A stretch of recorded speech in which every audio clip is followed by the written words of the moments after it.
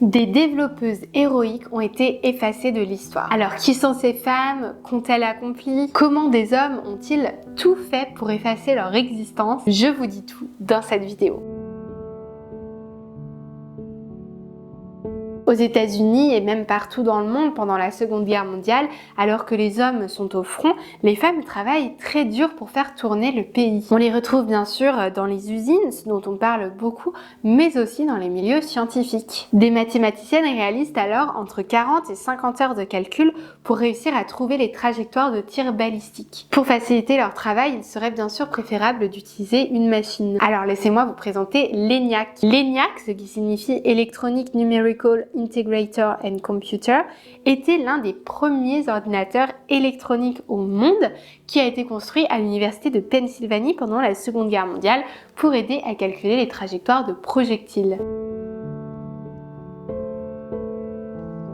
Alors, puisque cette machine existe, il faut recruter des scientifiques pour réussir à la programmer. 6 femmes sont donc recrutées pour travailler sur ce projet en raison de leur expertise en calcul et en programmation. Ces 6 femmes étaient Kathleen Antonelli, Jean Bartik, Betty Holberton, Marlene Melzer, Frances Spence et Ruth Teitelbaum. Désolée, j'ai un petit peu écorché leur nom, mais je les ai affichés à l'écran. Elles ont donc travaillé sur la programmation de l'ENIAC et ont écrit le premier code pour exécuter des calculs complexes. Cependant, malgré leur contribution significative à ce projet, elles ont souvent été ignorées ou minimisées dans l'histoire de l'informatique et de la technologie.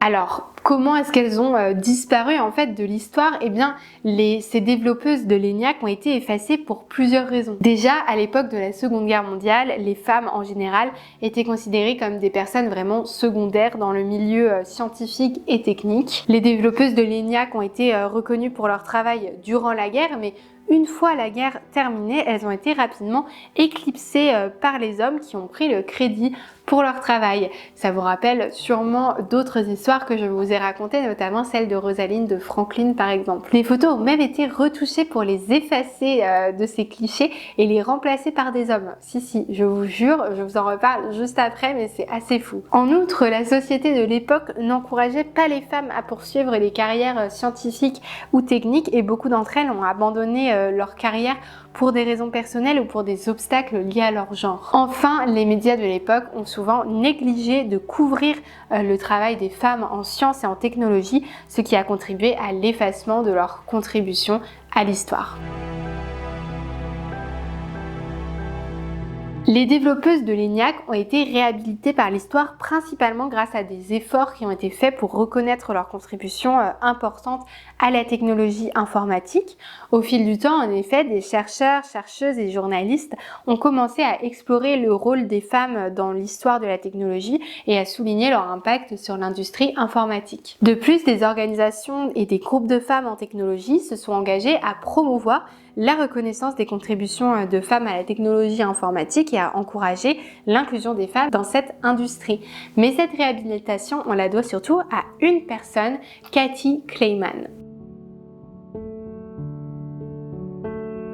Kathy Kleiman est une figure très importante de l'histoire de l'informatique. Elle est surtout connue pour son travail en tant que défenseuse et activiste des femmes dans le domaine de l'informatique. Elle a travaillé pour diverses entreprises et organisations au fil des ans. Cependant, au cours de sa carrière, elle a remarqué que les femmes étaient souvent ignorées ou discriminées dans ce domaine, ce qui a vraiment motivé son engagement en faveur de l'égalité des genres dans l'industrie. En 1986, Kathy Kleiman étudie l'informatique et recherche des modèles de femmes inspirantes. Elle trouve alors une photo avec un homme qui est en train de programmer l'ENIAC. On voit des femmes en arrière-plan et on lui fait croire que ce sont des mannequins. Elle découvre qu'il s'agit en fait d'une photo truquée. Il n'y avait pas d'hommes à cette époque. Kathy Kleiman est invitée pour les 40 ans de l'ENIAC. Elle entend des hommes discuter et des femmes qui disent qu'elles ont résolu un bug à la veille de l'inauguration et c'est comme ça qu'elle découvre les 6 programmeuses. Aux 50 ans de l'ENIAC, on ne parle toujours pas de ces 6 femmes exceptionnelles. Donc Kathy Kleiman décide de faire un documentaire sur elle. En 1997, elle organise le premier événement sur les femmes et l'informatique pour honorer les programmeuses de l'ENIAC, les premières femmes à avoir travaillé sur des ordinateurs. Elle a ainsi permis de mettre en lumière le travail important et novateur des femmes dans le domaine de l'informatique qui avait souvent été ignoré ou minimisé par le passé. Pendant ce temps, elle a continué de travailler pour soutenir les femmes dans l'industrie informatique et promouvoir l'égalité des genres dans ce domaine.